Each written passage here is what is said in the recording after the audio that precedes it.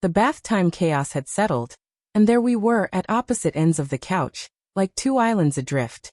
His phone glowed in his hand, my laptop sat open but ignored. We weren't arguing, just existing in a quiet void. I don't recall what sparked the conversation. Maybe a stray comment about how we never made time for each other anymore. Perhaps he brought up old friends who still carved out date nights. And I scoffed, saying something like, "They're meant for each other. That's not us." The words slipped out before I could stop them. We're not meant to be. We're just co-parents. I wasn't trying to wound him. I was just exhausted, worn thin by the grind of work, dishes, and keeping it all together.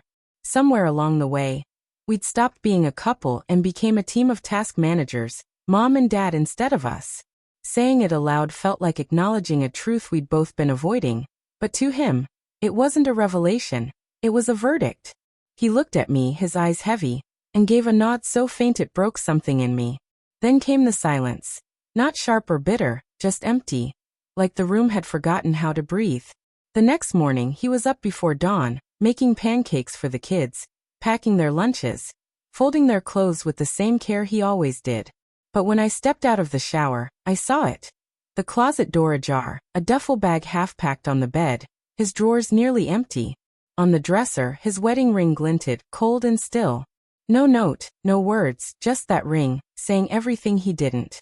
I sank onto the bed, towel clinging to my damp skin, water pooling on the floor. I stared at that ring, waiting for it to explain itself, but it just sat there, final. I thought he'd be back by evening, maybe after a day or two to clear his head. But days stretched into a week and all I got was a text. "I heard you. I won't make this harder." And that was it.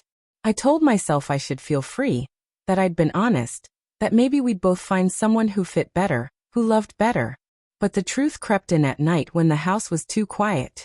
I missed him. The way he'd hand me my coffee just how I liked it. The way he could make the kids giggle when I was too drained to try. The simple comfort of his presence, even in our ordinary moments. I'd let my weariness shout louder than my love, and I hated myself for it. We weren't flawless, hadn't been for years, but there was still something worth holding on to. I just hadn't said it.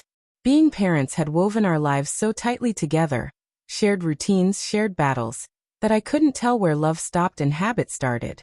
I'd mistaken familiarity for absence. And in doing so, I'd pushed away the one person who showed up every day, no questions asked.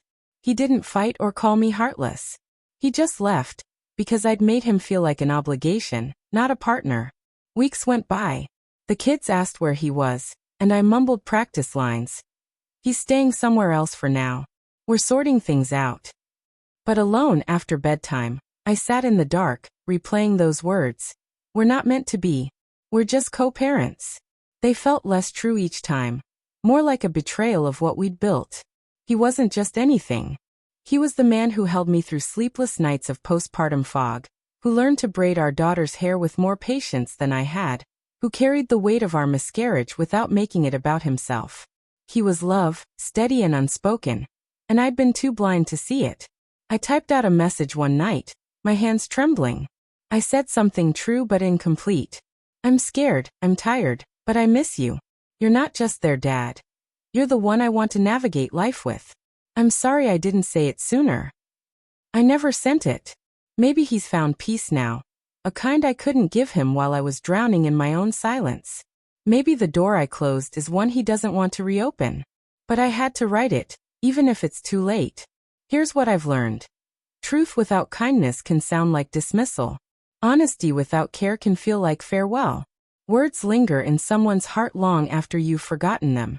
If you've ever pushed someone away with careless words, I feel you. If you're holding back what you should say, don't wait. Don't let fatigue speak for your heart. Don't mistake routine for ruin. Love might be quiet, but it's there, waiting for you to name it before it slips away.